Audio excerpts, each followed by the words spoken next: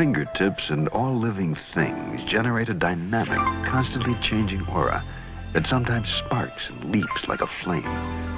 How it works is something we simply do not know. At UCLA, Dr. Thelma Moss explores the strange world of Kirlian photography. Let's say that there are about 6 different words that we can describe for this effect, depending on who you are. If you are a conventional physicist, you will call it a corona discharge.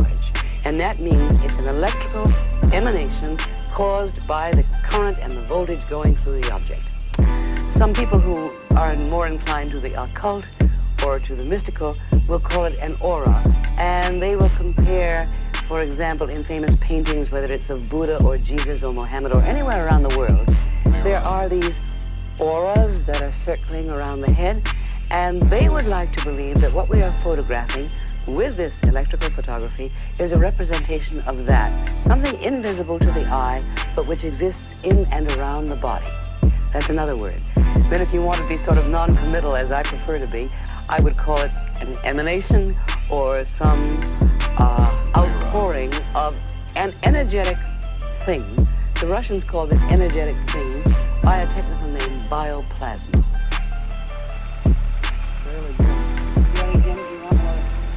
Her laboratory is a sealed, light-proof chamber where the mysterious force can actually be seen.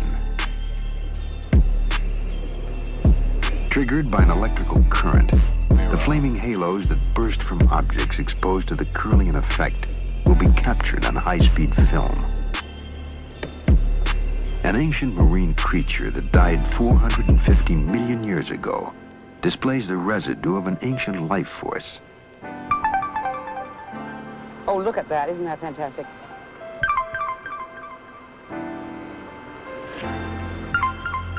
What do you think that was?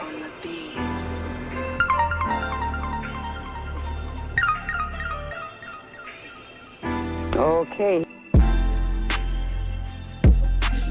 We have a very interesting subject this morning, and of course, it'll probably be interesting and unsolved when we finish, because it deals with one of the most curious and neglected areas of human research, and that is the magnetic fields, not only of man, but of the universe and of the smallest atom.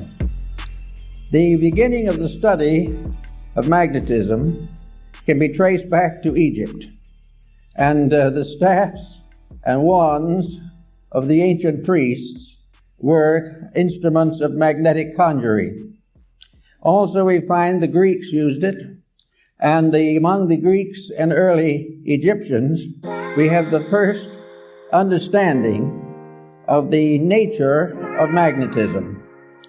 It was used principally in healing. It was well known to Pythagoras, who gave us considerable information on the subject, which was promptly forgotten by everybody else. Then we have little knowledge of it, except through the Arabs. The Chinese were aware of it because of the discovery of the mariner's compass. But for the most part, it was neglected until the 17th century, when it became involved in the story of Rosicrucianism. The alchemists, the Rosicrucians, and the Hermetists all were unfolding phases of magnetic theory. The first, probably in more modern times, to use it for healing purposes was Paracelsus of Hohenheim. It was also used strongly by the Rosicrucians and written about in considerable detail by Robert Flood, who was one of the great Rosicrucian apologists. It was also very well known to Athanasius Kircher, the great Jesuit scholar, but for the most part it was ignored. Then we come down a little later and we come upon a curious instrument, Mesmer's magnetic tub. This was a kind of tank in which many people put their feet at the same time and held hands and created a battery out of the water in the tank. It was studied carefully by Cagliostro. It is also known that it interested Saint Germain profoundly, but it annoyed Benjamin Franklin all to pieces. He was never able to like the idea at all. After the developments of Mesmer, which were promptly denied by nearly every field of science, the matter dropped into comparative obscurity until more recent times, when within the last 20-25 years it has been revived strongly. And it's this revival we want to talk about a little this morning, because it is one of the most interesting phases of our study of life. It is interesting that we should use magnetism so continuously and yet never really understand what it is. The old folks of the Greek and Egyptian period represented the human being as contained within a kind of bubble. This bubble was referred to also by the physician and who did the human atmosphere studies, Dr. Kilner of the University of Liverpool. Incidentally, the magnetic theory is based upon a very simple fact, namely that what we call empty air is not empty at all. It is the most profoundly used all the elements that we know anything about. We all live within air and have our being, and we know that if air fails, we die. But what we do not realize is that air is not just some oxygen or helium or something of this nature. Air is something in itself. It is a substance of itself. It is a substance so real and so important that it's almost impossible to estimate it. It is a tremendous field of magnetic energy. The atmosphere carries the magnetism of the sun. Ptolemy of Alexandria was one of the first to recognize the manifestations or emanations of solar light as containing an energy in addition to merely a luminous factor. The study of the magnetic powers of the sun will be more or less clearly understood by the study of the seasons. Winter, summer, spring, and these things have all to do with a magnetic factor in the air. And we think of it only as in trying to explain it as a physical astronomical phenomena, since as the rotation and revolutions of the sun and planets. But each of these planets is a field of magnetic energy. And this energy comes to us through what we call air. Now, what is air actually? Well, we have scientific definitions of it, but there's something more to it than that. Air is something in itself. It is a substance. It is not only a condition of climate or of weather. It is a basic factor in the contributions which make up existence. One thing we have learned from television is that air transmits. We know, for instance, that we can have all kinds of programs on the air at the same time. And they can come from all directions. And they can overlap and interlap. But each one will remain separately identified as though it was moving in a channel or a circuit of its own. And all these scrambling films, some of which are scrambled inside as well as outside, are working on one atmosphere. And that atmosphere is keeping each one of them in a perfect orbit of its own. You can have a dozen programs, maybe turn them on, turn them off, but none of those programs is going through the air in the form we see it. We see the murder committed on the screen, and we see it broadcast into a theater somewhere or into a home. But it isn't the murder that's going into the home. The murder has not been visible when it went through the air. Something went through with vibration. And this vibration in the magnetic field can be divided into an infinite complexity of separate emanations. In other words, if we had 1,000 different channels, they could be differentiated in the magnetic field so that each one would be broadcast correctly and properly for whatever it is. Thus we realize there's something out there besides air, something besides helium and oxygen, something besides the ordinary factors we take into consideration scientifically. We are in the presence of a mysterious agent, an agent that is part of everything that we are. Now, studying magnetism as it comes into the human body, we discover along with Kilda that each human body is surrounded by an etheric or energy field. This energy field is sometimes referred to as an aura, but it is not the true aura that we think of in metaphysics. This magnetic field is an area of energy. This area of energy forms an egg-like atmospheric sheet around the physical body, usually extending 3 to 5 feet from it in each direction. This energy field is the basis of virtue, because this energy field depends for its reality, its serviceability, and its protecting power to mood, emotion, thought, and the attitudes of the person around which this magnetic field is gathered. In other words, the individual, if they are normal, if mentally, emotionally, and physically, they are keeping the rules, this magnetic field forms a tremendous protection. It is normal, it is healthy, it is constantly able to handle infections and all kinds of difficulties. It will help to heal wounds, it will help to recover the use of functions and organs, and if we are deprived of some part of the body, it will try to compensate for us. As long as the individual takes proper care of his magnetic field, it will serve him. Now, this is a phase of morality that is generally overlooked. It is assumed that these magnetic fields are something you don't pay much attention to. They're there, maybe they'll help a little. But the truth of the matter is that practically the whole survival of the individual depends upon maintaining the integrity of this flow of energy into the magnetic field. This energy comes from the sun. It comes through a mysterious energy tube in the magnetic field. It enters the individual through the crown of the head. It disseminates through the entire body, and it's excreted back again through the lower centers of the body and is recleansed by the solar energy. This is a kind of a little private tank or capsule of life that we are all carrying about with us all the time. Now, the problem of morality in this is very definite. The moment we break rules, we damage that magnetic flow.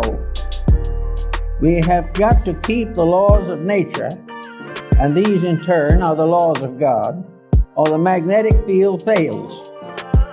It can fail because of physical intemperances, which reduce its integrity and reduce its power. It can be wasted in riotous living, which is a common cause these days. It can be variously destroyed by moods, by attitudes, by fears, by complexes. It can be destroyed or damaged by alcohol, drugs, narcotics, all kinds of things. But if this field is damaged, it immediately reacts into health. It damages the individual's vitality. It makes him more easily subject to contagions and infections, and it definitely shortens the life expectancy. Now, if this is so, why do we want to consider it as a moral factor? In other words, what is morality? To the ancients, it was obedience to the words of God, or the laws of God. In more modern times, with more intelligent people, it is obedience with the evident will of deity as manifested in creation. Virtue lies in whatever builds up the magnetic fields. Vice is that which tears them down. No human interception can interfere with this in any way. Therefore, if we are good, it's not because the book says we should be. It's not because it was thundered by the laws on Sinai. It is because we keep the rules of the integration of the human structure. That we use the magnetic fields correctly and protect our health and our happiness and our well-being in that way. Now, we think of the magnetic field as surrounding the entire structure of the body, as Kilner shows in his work on the human atmosphere, and Babbitt also in his study of the atom. This, however, is only a phase of it. Each part of the body has a magnetic field. Each unit within the individual has its survival in a unit of energy. And this unit of energy is present in the smallest subdivision of imaginable space. It is in the tiniest atom. There is no such a thing as a dead particle in the universe. even if it is killed by something. The very disintegrating process is a symbol of life energy. Therefore, we are confronted with the natural problem of realizing that virtue is to keep the law of the energy field. Now, the law of the energy field, just by coincidence, is also the law of integrity. The energy field is what establishes right and wrong. The energy field tells us that to lose our disposition and temper is wrong. To use various negative, destructive attitudes is wrong. To compromise the principles of right living is wrong. To think badly, to feel unpleasantly, to be engaged in any action or concept which is contrary to the common good damages the magnetic field and therefore is wrong. Selfishness injures that field. Every vice we know, the breaking of any of the 10 commandments and a number of other rules results in damage to that field. It has nothing to do with nation, it has nothing to do with the ordinary concepts of codes, because the final code itself is based upon the life principle in each part of the human constitution. So we have each little cell has its own moral responsibilities. The stomach has its own magnetic field. The stomach is not simply an organ. It is an organism. It is a living thing within the human body. The same is true of the heart, the brain, the glandular structure, all the organs, the intestines, all the motor system, the nervous system, the endocrine system. These are all entities. They are entities of magnetic unities. They are part of living organisms that are cooperating together for the common good. To abuse one is to damage all. To neglect one is to neglect all. Each of these organs has its own field in the body, and all these fields together constitute the grand magnetic field that surrounds the complete person. Now we go inside of this for a moment to see what we're dealing with. So we go back to Pythagoras, who was very timely in that. He tells us that in Egypt there was a temple in which therapy was the result of this contemplation of symmetrical geometric solids. In other words, the images of therapy were mathematical cubes, octagons, and various forms, dodecahedrons, each one placed upon a kind of altar or pedestal for the contemplation of the sufferer. All were symmetric geometric solids, perfect and complete in structure. To look upon them was therapeutic, because to look upon them accepted their energy as a reality in our lives. Now, these stone solids apparently were not alive. They only gave the impression of value, but actually they were alive. Every form in nature, natural or artificial, has a magnetic field. From the tiniest atom to the greatest galaxy, the magnetic fields are present, and the rules of each of them must be obeyed. Now, if an individual looking at a geometric solid sees in it a perfect proportion, this realization enters into the subconscious life of the person. The imagery of that solid is sent into the consciousness in the form of a benevolent magnetic center. It means that the individual is seeing a harmony, is seeing something in perfect order and perfect correctness.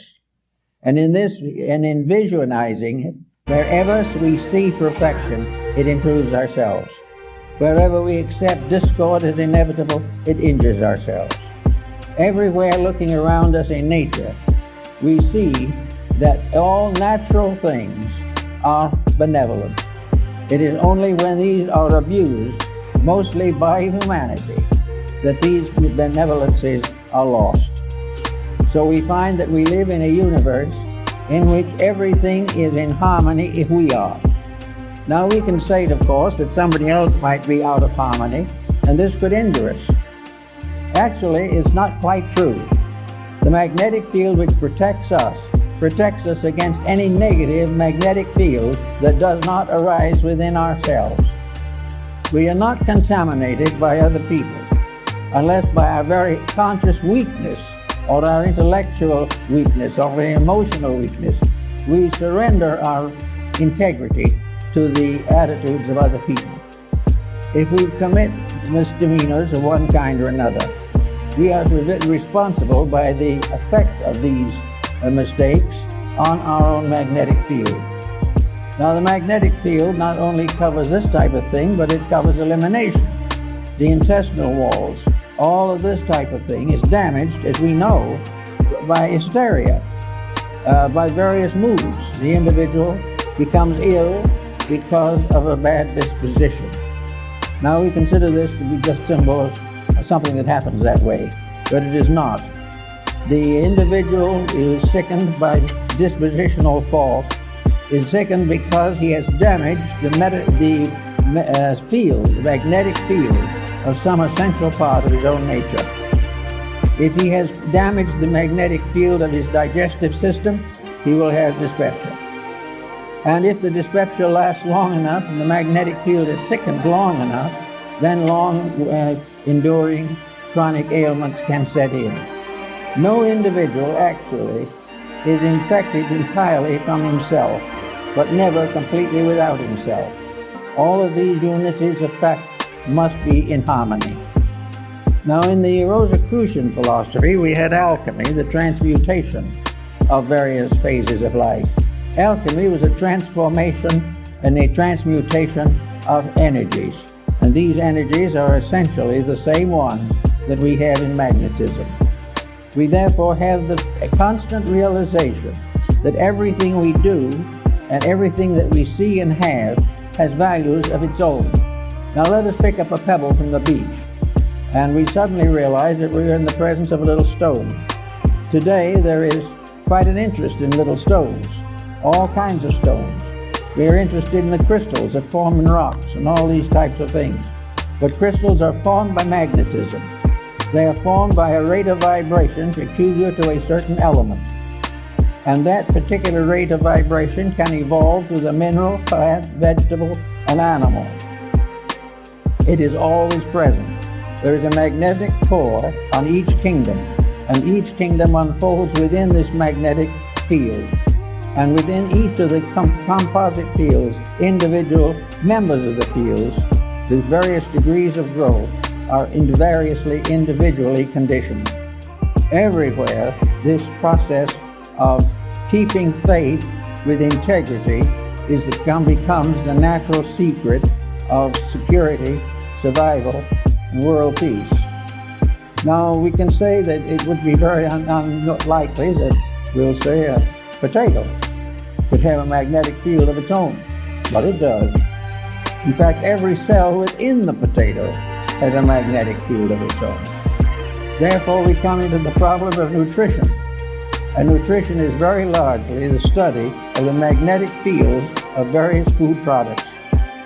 It also tells us what happens when these food products are adulterated or are variously misused or poisonous elements are introduced into them. All this is part of a mystery that is solved in magnetism. We pass laws against these misuses, but we fail to realize that it is not just the physical factor that we have to work with. The physical factor is only a fragment of it. The main problem is to realize that behind all of these problems, whether of government or of religion or of philosophy, all these things are in trouble because of lack of integrity. And integrity is simply keeping the laws and rules of energy fields.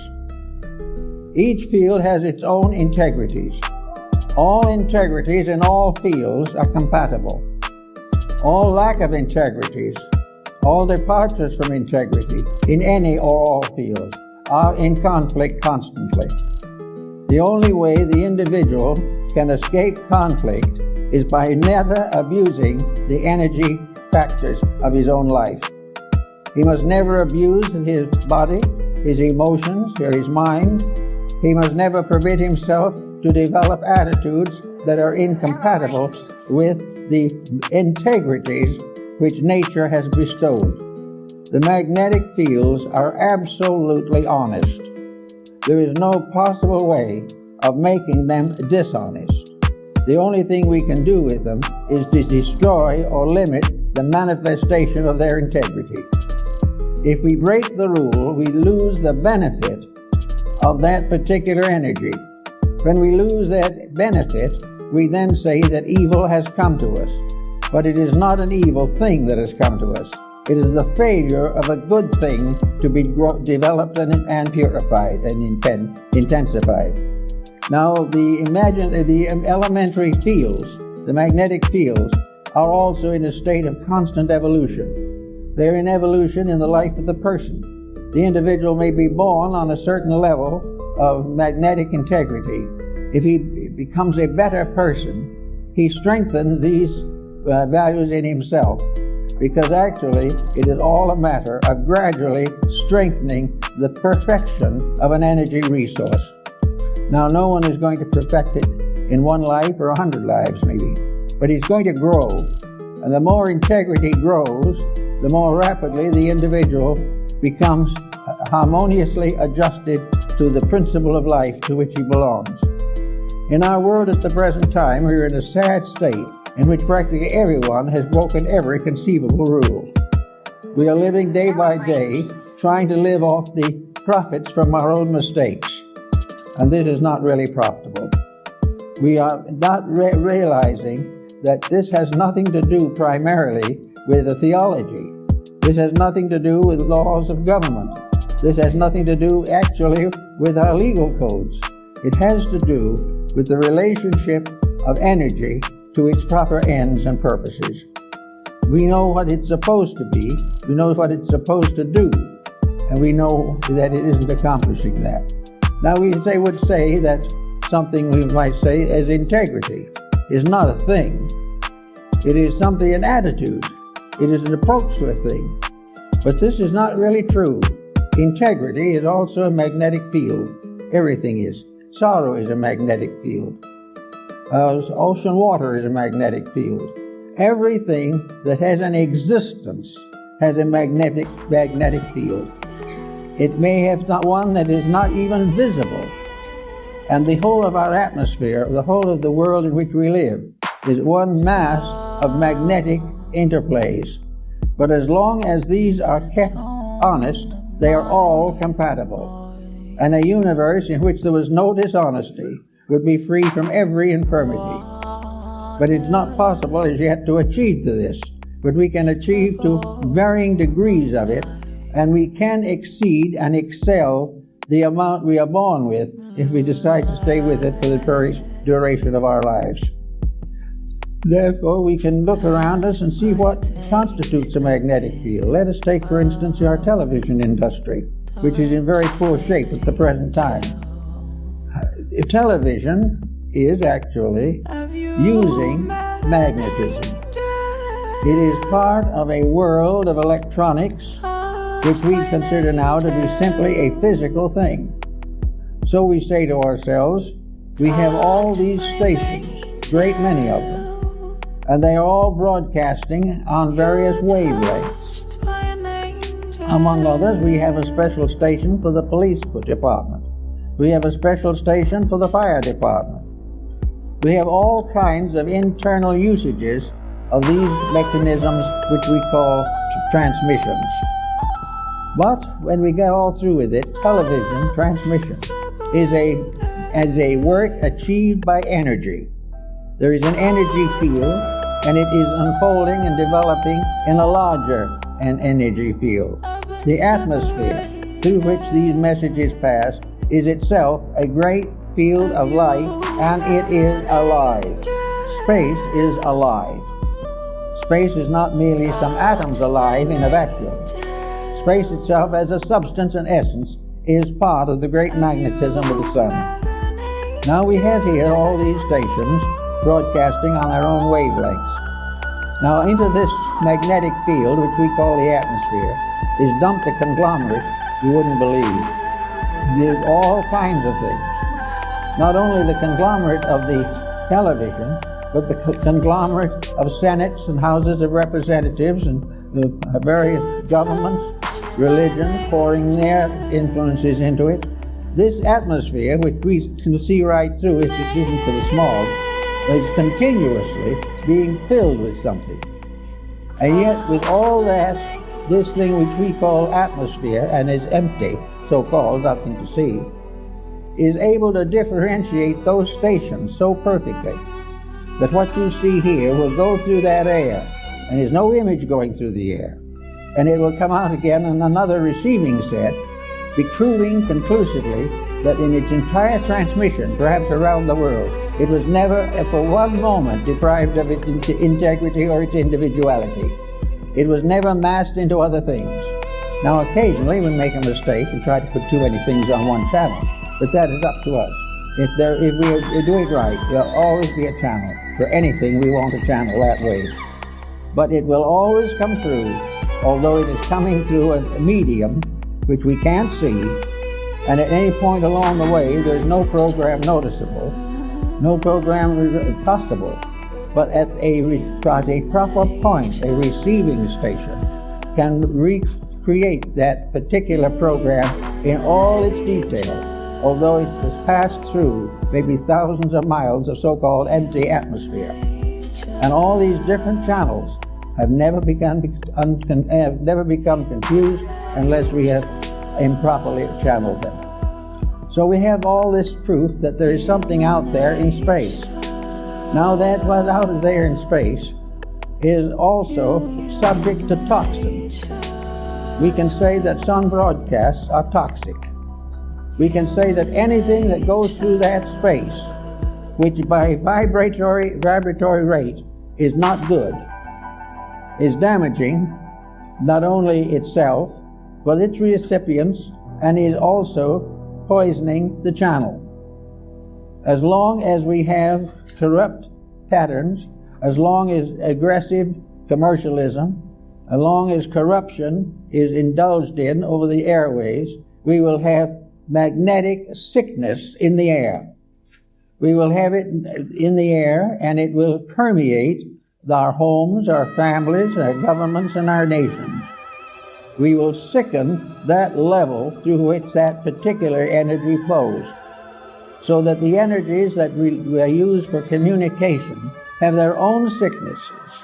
They have their own vibratory rates.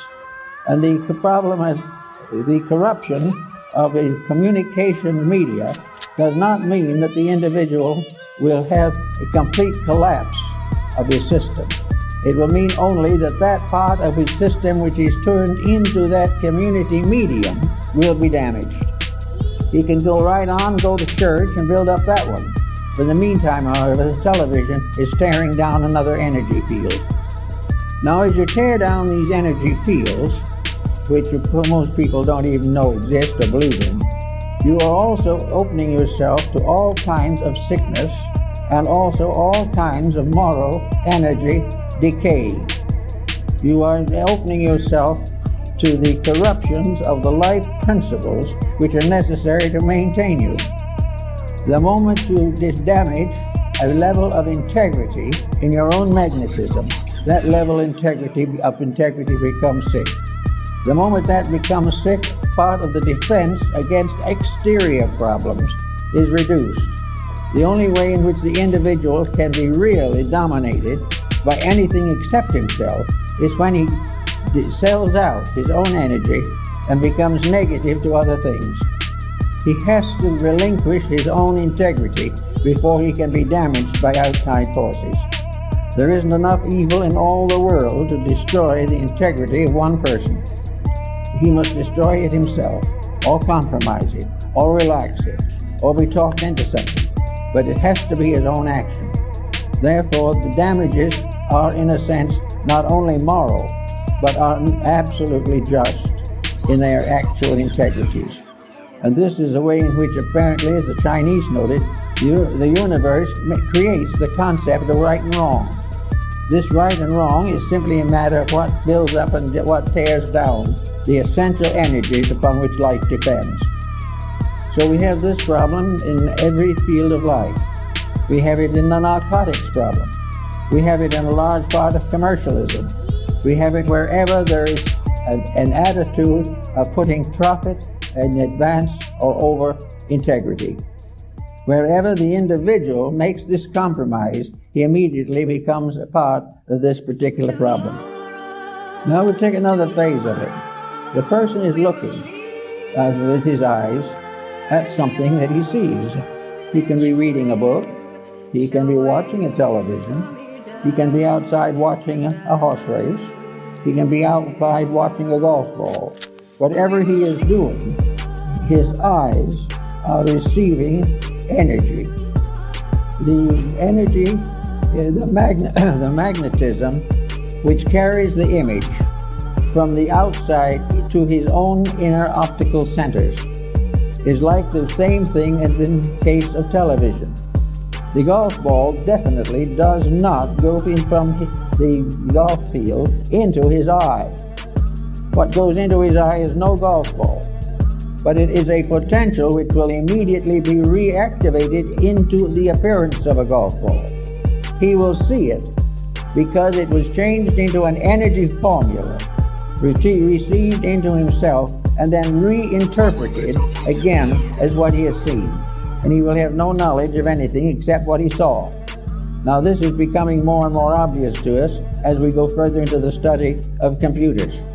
This is all part of the process of things being changed from what they appear to be to the energy equivalents of themselves, and then restored to their forms in order to be perceptible to our various faculty perceptions.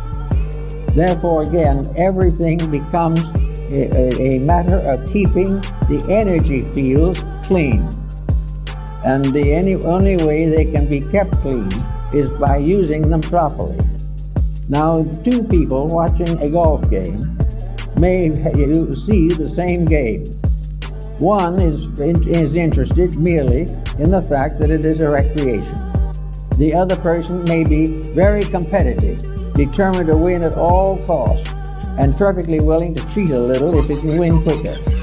In the first place, the energy is perfectly okay, the vibrations are normal, but in the second, ulterior motives have entered into the playing of the game. And this is something that is troubling us throughout the sports world at the present time.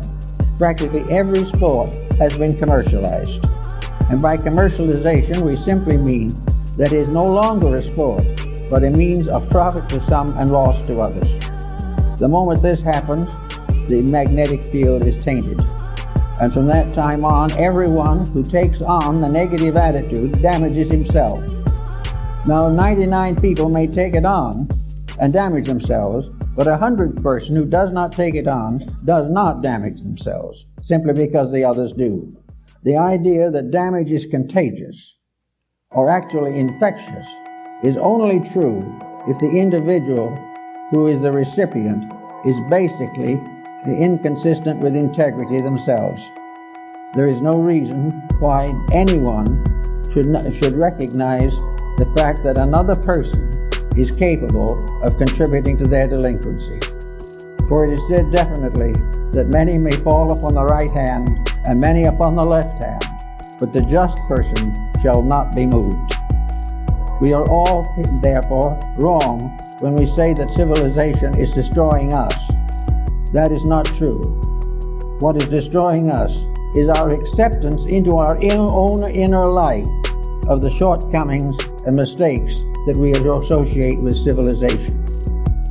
We get into a political tangle, and we start hating people, and we start guerrilla warfare. And guerrilla warfare is simply another negative use of energy. All of the energy of life has to be used properly. The moment it is abused, it becomes dangerous. So we go on a little further into something else, the arts. Every picture that we see has a magnetic field. The fact that it apparently is a work of art on canvas or carved in wood and stone does not affect the fact that any form, every form that is integrated is alive. And every form that is alive because of factors brought together in a certain specific pattern. In the case of a painting, it is the life in a canvas, the life in a frame, and the life in each twisted tube, and then the life of the artist. Everything, and the object of the picture, everything is made up of living elements. This idea that everything is dead, that can't run around, is a mistake. Everything is alive that can be seen. A chair is alive because it has a magnetic field, and this magnetic field changes with every chair.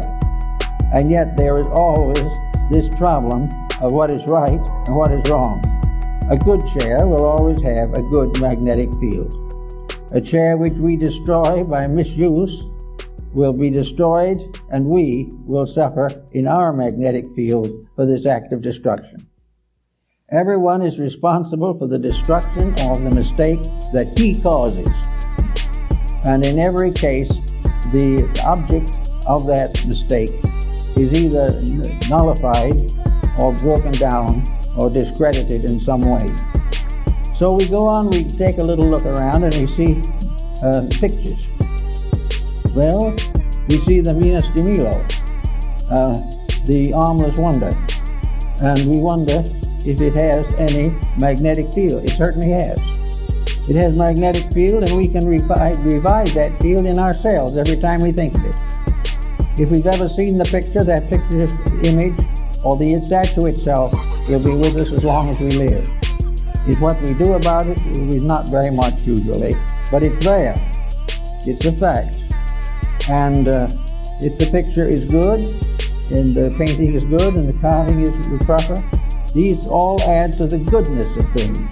If an artist, however, starts a career of corrupt art, he is damaging his own magnetic field, and he is damaging the magnetic fields of those who approve of what he has done and accept it. That is the reason why the censorship of integrity is important to art, music, and every other field, because it is part of the inevitable laws of life. Incidentally, therefore, where we find hard rock and these things which are becoming dangerous, our doctors tell us they are dangerous, our neurologists tell us they are dangerous, and all that, but no one has really managed to think why, except noise is unpleasant, or noise is dangerous to small children. The real damage is to the magnetic fields.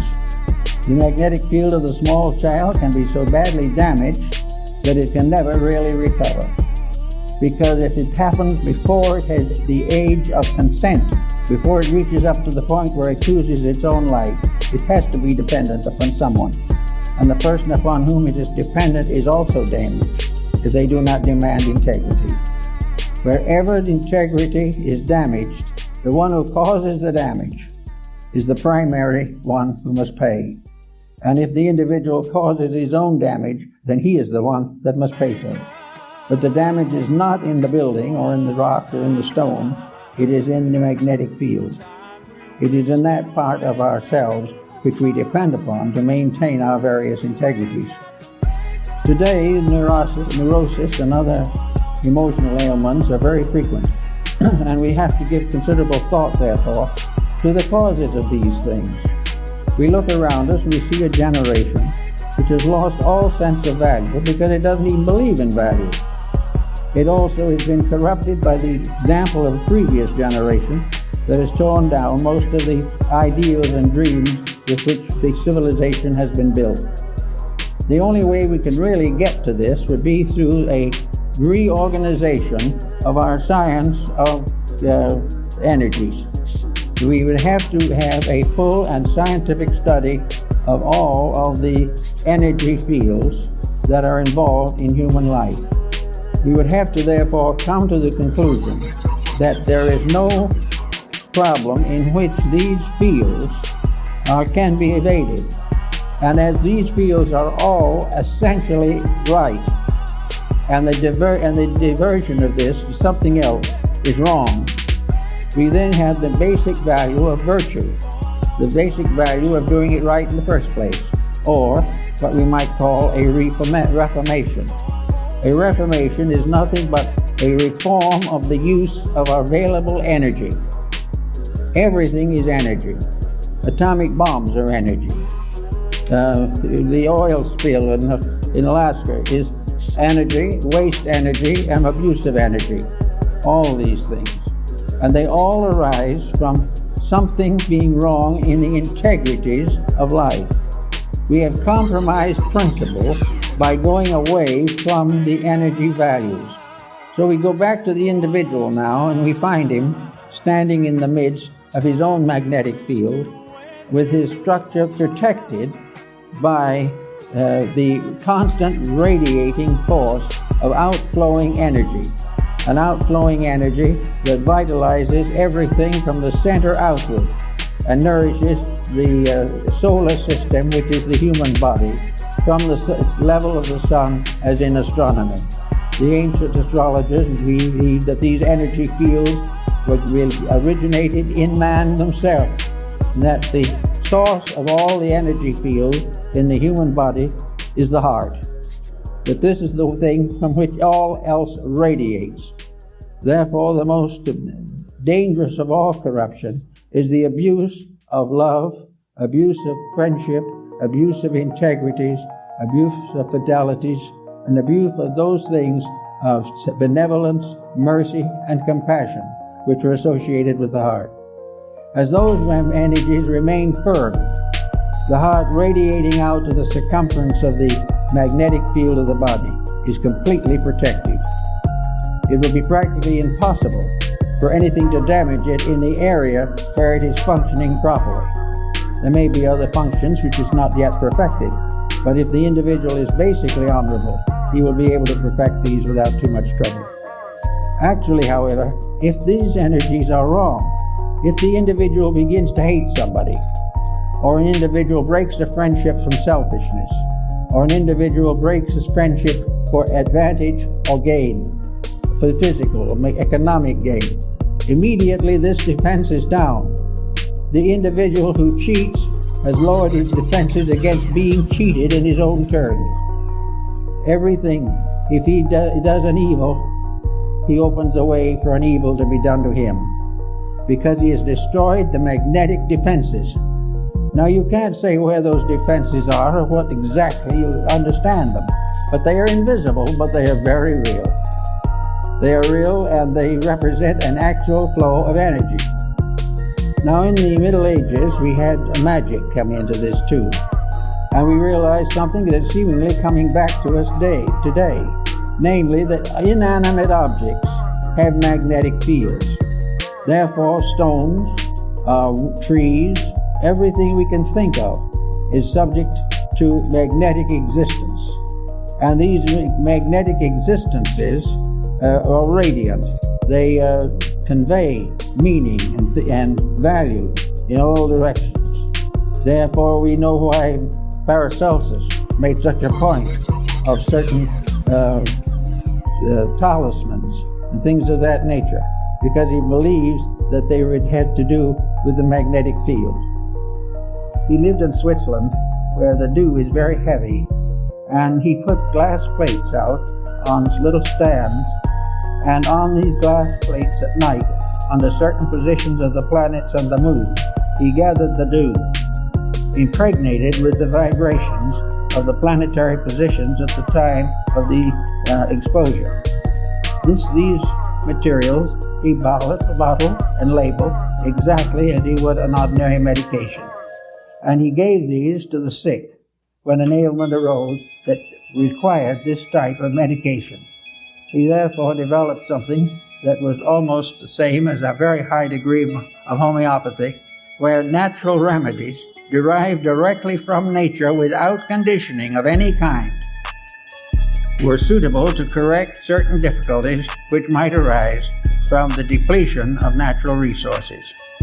This is the same as almost every other phase of life. Religion, for example. Every building, every church is a living entity. Every bank is a living entity. Every war office is a living entity. These things are not merely buildings. They are embodiments of attitudes. Everything is alive with the quality for which it was created. The war office is tied to war. The bank is tied to banking. But banking is a living fact. It is the banking that is the real living involvement in the so-called story of banking. These things are all alive. And each one of these, as it comes into life, is born with a certain responsibility.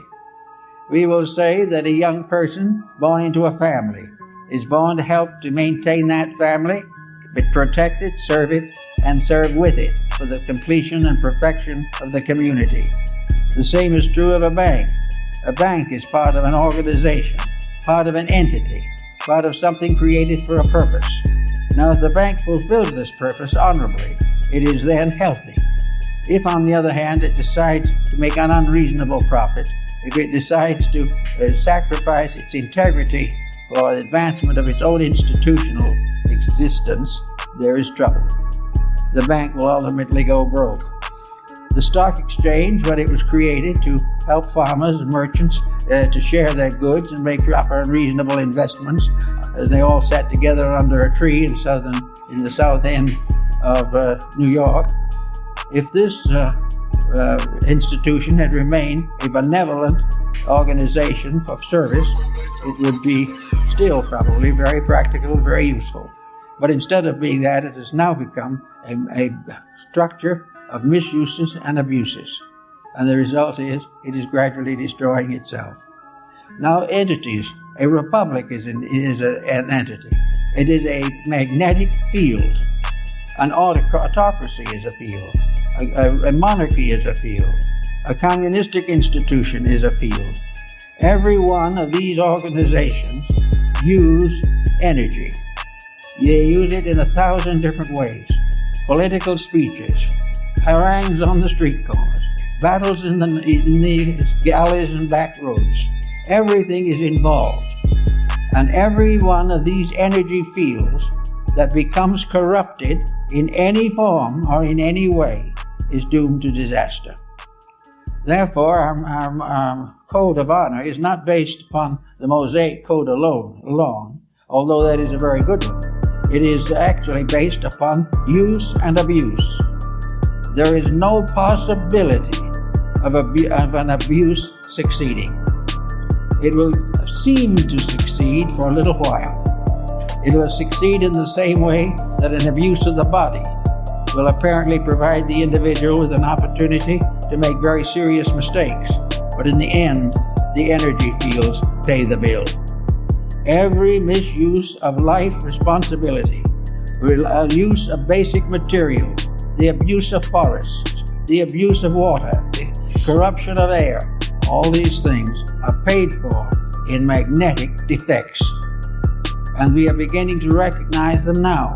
We are wondering why some of these strange things happen that have been happening in the last few years.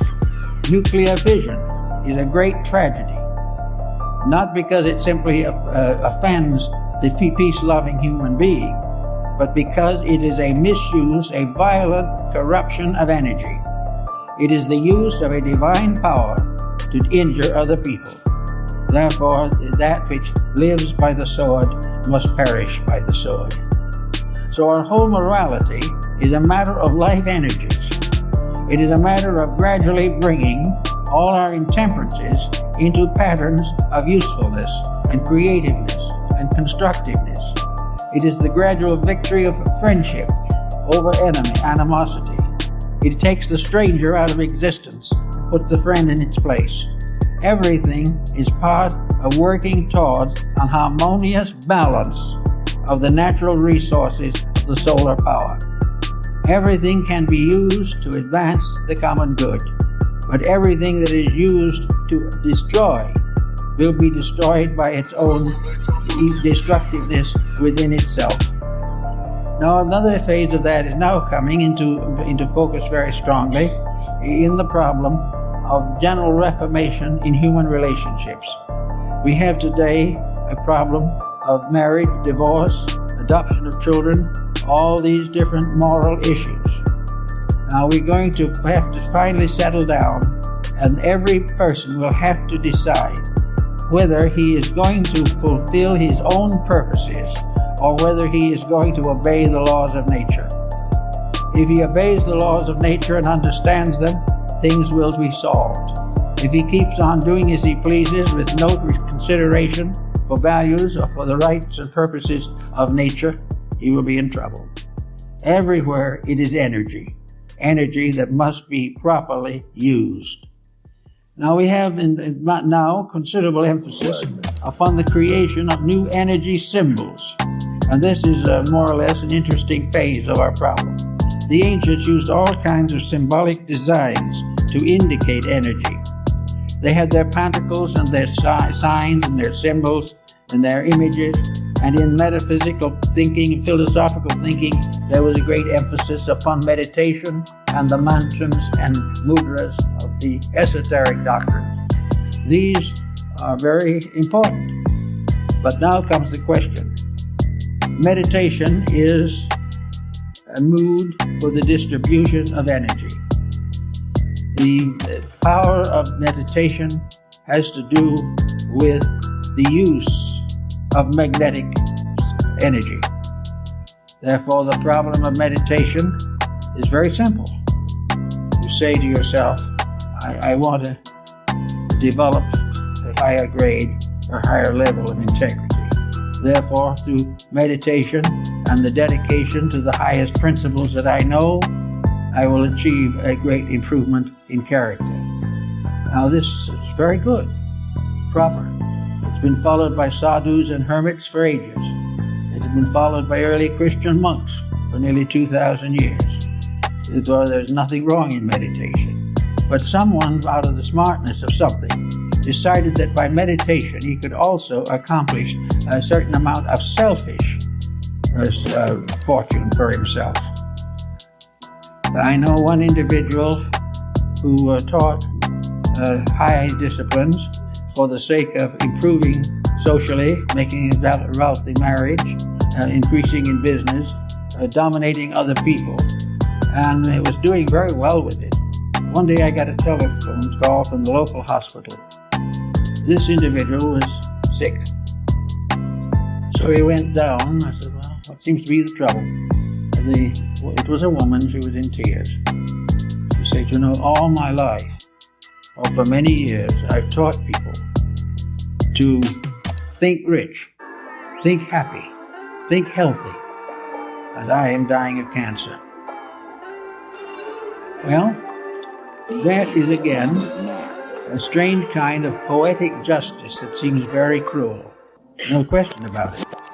But the individual has broken the rules that associate with magnetic energies. The rule of all possession is right use. The use of all esoteric doctrines and disciplines is for the advancement of the common good. And when we start meditating for a fortune or something, we are headed to trouble. Because this is contrary to the proper use of magnetic resources. Magnetism is a great field of energy available to all. The price of it is simple. Earn it. You've got to be right. And all the energy of space is available for the right use that you can make of it. And as much as the right use you can understandingly create at the proper time. But the moment the individual becomes selfish or self-centered, the magnetic field of his own body begins to fail. Jonah pointed out that there is great difference in these matters, and other scientists have noted that where selfishness comes into a religious situation, there's always a disappointment. And where we are selfish in marriage, where we are selfish in relationships, we are destroying the defenses of our own magnetic field. Now actually, there is a certain poeticness in this injustice on these particular problems. The individual who is selfish and abuses the field loses the protection of his own life against the selfishness of others. If he loses his own protection, then the selfishness of others can move in on him. And if he tries to take something from another, he also opens the door for that person or some other person to take something from him. It is reciprocity. Energy is the most important and priceless of all ingredients. It is something that everyone needs and must have. The waste of energy, the abuse of energy, is the abuse of the magnetic fields. The moment they are abused, they fail us. And very often the failure is a kind of poetic justice. It is something that happens that we can't explain. But I think we find it as clearly indicated in Goethe's line of Faust. It says, how closely fate is linked to virtue, doth never to the fool occur. Had he the wise man's stone, I swear it, the stone had no philosopher. Wherever we have skill, we have knowledge, we have unusual abilities, we have been given good educations, we have been perhaps by good parents advanced in as much morality as possible, and then we go out and immediately sacrifice all that we have gained or we have been helped to have on our own personal selfishness. That means no wise man's stone for us. That means that we will not be able to succeed because we have, in a treasonable manner, perverted that which was our constructive birthright. So we're here today as part of the world of selfish people. We're here today with everybody trying to get theirs before somebody else takes it away from them. We're here in the presence of governments of questionable integrity, products of questionable value, and also another general factor which we must also face, and that is we are now nearly 5.5, almost 6 billion disillusioned people. We have not much faith in anything. Every day the newspaper helps us to lose what honesty and faith we might have. We can become finally convinced that we live in a completely corrupt world. Therefore we are bewildered, we are intimidated, we are worried, and very often just simply give up and follow the line of least resistance and go down with the rest. Now this isn't really the way it was intended to be. Actually, the bad news that we have has nothing to do with us unless we're part of the bad program. Now you might say it's nicer to imagine a world in which we could all work together. There's no doubt about it, it'll be much better. But until such time, the individual who is trying to be right has got to be careful that he is not infected by a common disillusionment. He cannot afford to say everything is wrong and mean it. He's got to hold inside of himself a realization that principle is the basic value, and that regardless of what happens in the world, he cannot lose sight of protecting his own energy resources, because it might just so happen that he could be one of those who could help to change the course of history. In other words, disillusionment, despair, discouragement, bitterness, anger, frustration, all these do nothing to the person against whom they are turned, but they do everything to the individual who uses them. Therefore, no matter what we read in the paper, no matter what comes to us over the radio or in television, the individual must retain within himself the realization that there is a great good behind everything, and that that great good will succeed, and that this magnetic field we're talking about, which extends not only through this solar system but through the entire galaxy, decrees within itself by its own immutable process that evil can never win. We must go through certain travail in connection with it. We have to finally learn to our own satisfaction that we can't do it badly and be well off. But until such time, values never change. Never will we be punished for what somebody else does. Never will we be rewarded for the virtues of others. We must achieve these things ourselves through our own efforts, through our own integrities, and through our own dedications. And all of this is added up in a mysterious bank account, which is called energy, or magnetic resource. It is there to serve us. It is there to serve the individual who does wrong. And if the individual does wrong, the service collapses. and the individual who does wrong finally finds the energy turned back upon himself, and the corruption continues. We must keep this center of consciousness within ourselves in a condition of correctness. In Buddhism, the heart is called the Saptapana, the house or temple with 7 rooms. It is within this temple, as Buddha points out, that the great initiation against the hindrances has to be performed. The individual has to be initiated in his own heart. He must accept as a fact that his own integrity is his only strength, and also that his own honesty is his only wealth. All else is some kind of a delusion, which will ultimately turn back and whip him. So in the quietude and peace of the realization of the immutability of good, the inevitability of right over wrong, the endless and continuous process of redemption going through every area of nature, all things in due time will come back into the peace which they sacrificed when they tried to put self as an individual above universal reality. We should have, I don't see how we have gotten into the state we've gotten into really, because I do know, but I'm not mentioning it. The real fact of the matter is that as we look around us, there's every reason to know that we live in a beautiful world. We live in a tremendous sphere. We are already beginning to realize that we're destroying it ourselves. It is not some vast cosmic power that says we have to be selfish, or that puts the profit against principle. These things don't exist in nature. We know that with moderation, with integrity and dedication, we could all live in peace and another 5 billion could live with us. But the way we are doing, we are sacrificing everything for a bowl of pottage. And if we continue to do this, the energy resources will be reduced. We are worried now about changes taking place in the atmosphere, that the overload that we are throwing against our natural resources is beginning to endanger us.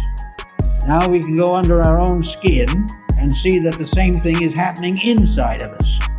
The overloading of our body with the problems and processes of modern living obviously is going to result in destitution and death.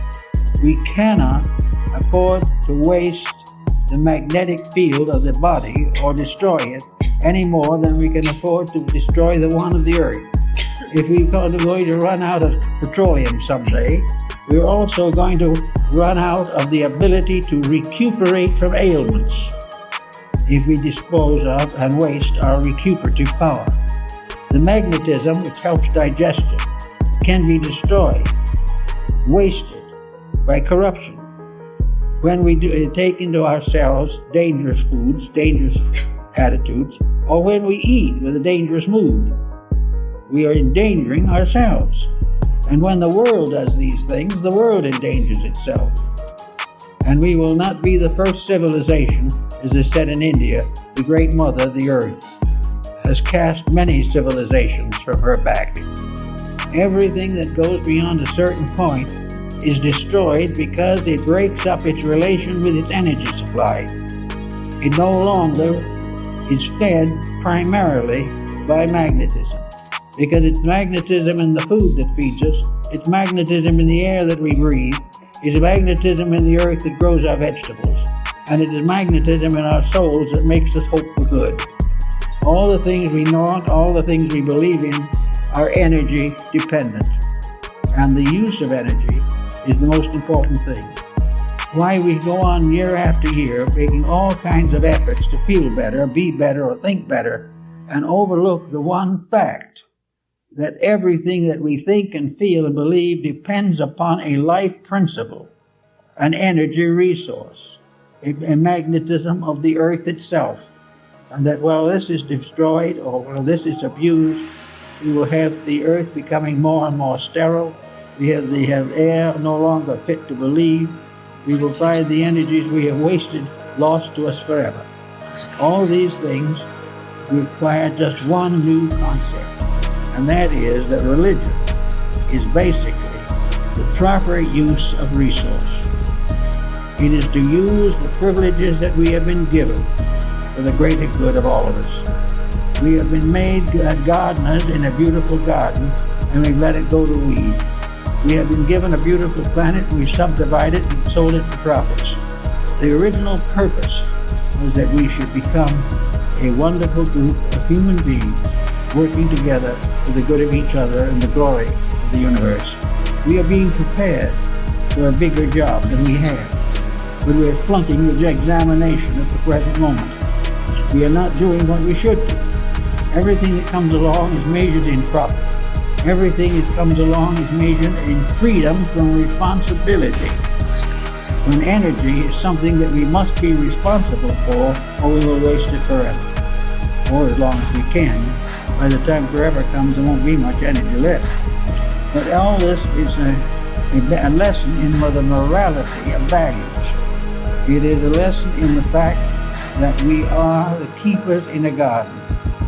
We are the gardeners in the garden of Allah, the Muslim calls it. This is a beautiful garden that has been given to us, and we're letting it go to weed. We had a beautiful world with wonderful materials, so we dig under the earth and create materials to create war, death, and destruction. We have little gardens that we could have beautiful times sitting under our own palm tree, but we are fighting to take everybody else's garden away from them. And when we finally find a small plot of land that we might be able to use, we find the real estate agents have priced it 10 times its value. All these things, they're all little things, but they all add up to the loss and waste of magnetic resource.